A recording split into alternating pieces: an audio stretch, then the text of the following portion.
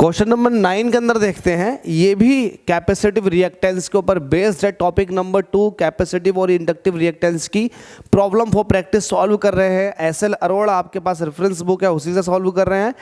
Alternating current chapter number 7 है, 12th के लिए सॉल्व कर रहे हैं। तो आप लोग बिल्कुल तवज्जो के साथ देखिएगा और प्रैक्टिस कीजिएगा। लिख लेते हैं सॉल्यूशन।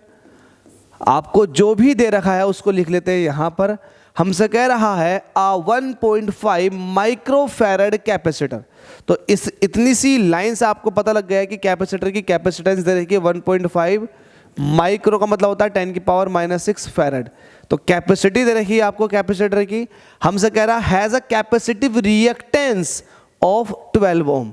तो मतलब XC आपको दिया हुआ है 12 ओम। आगे क्या कह रखा है, what is the frequency of the source. तो आपको सोर्स की फ्रीक्वेंसी बतानी है, ठीक है, बता देंगे। पहले वाले पार्ट में आपसे सोर्स की फ्रीक्वेंसी पूछा तो फ्रीक्वेंसी बताओ। Since we know that XC is equal to होता है 1/2 pi f into C. XC आपको गिवन है, बिल्कुल गिवन है 12। 1/2 पाई की वैल्यू को रख देंगे 22/7। फ्रीक्वेंसी आपसे पूछी गई है और C आपको दिया हुआ है 1.5 इंटू 10⁻⁻⁶। कैलकुलेशन ईजी कीजिएगा। 10⁻⁻⁶ ऊपर चला जाएगा। पहली बात तो F चाहिए, तो जो चीज़ चाहिए उसको यहाँ ले आओ और यहाँ की चीज़ को आप डिवाइड में ले जाओ, तो आपके पास F यहाँ आ जाएगा। कैलकुलेशन ईजी करने के लिए पॉइंट हटा देंगे, ऊपर 10 हो जाएगा, 10⁻⁻⁶ ऊपर जाकर 10�7 हो जाएगा क्योंकि 10 उसे पहले ही मिल गया। और नीचे जो बचेगा वो बचेगा। अब देखो अपोन का थर्ड नंबर जो है ये भी सबसे ऊपर चला जाएगा, मतलब 7 मल्टीप्लाई में चला जाएगा 10⁻7 के। तो नीचे जो बचा वो बचा 2, 22 और 15 और साथ में ये 12 जो है ये भी डिवाइड में आ जाएगा। तो ऊपर जो बची है वैल्यू उसको देख लो आप। थोड़ा सा इसको ओपन कर लेते हैं। आपसे फ्रीक्वेंसी पूछी गई है भाईजान। 10⁻7 को आप कह सकते हो 100 इंटू 10⁵ और 7 ऐसे ही रहने दो, बिल्कुल कह सकते हैं।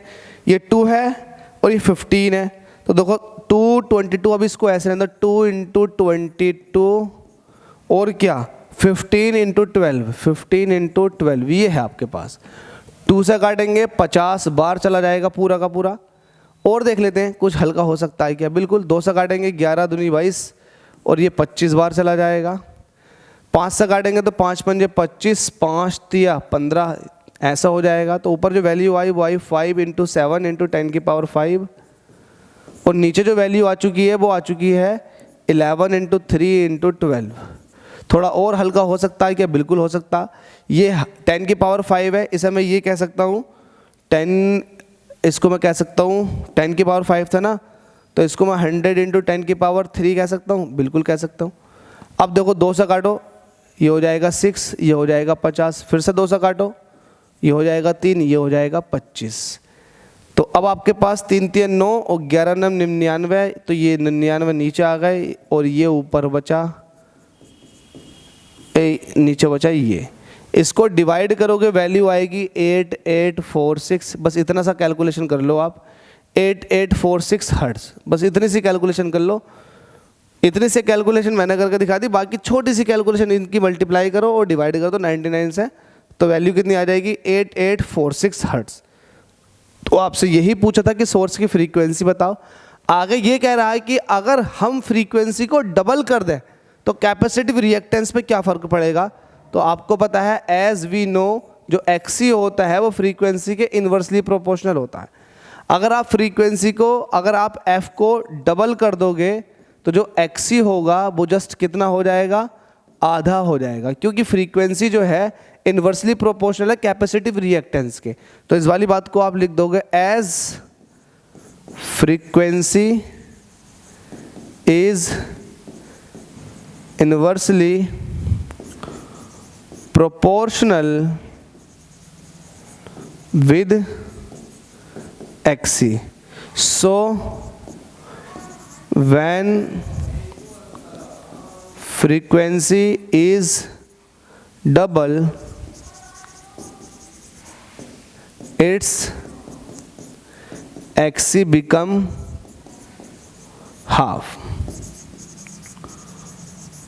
समझ रहे हो, XC जो हो जाएगा वो हाफ हो जाएगा।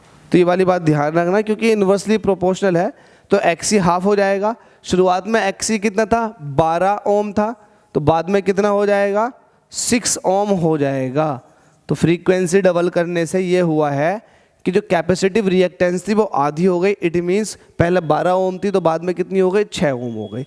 तो कुछ टफ था, कुछ टफ नहीं है। अगर देखें टेक्निकली कितना हार्ड क्वेश्चन, तो टेक्निकली क्वेश्चन हार्ड बिल्कुल भी नहीं है। Thank you.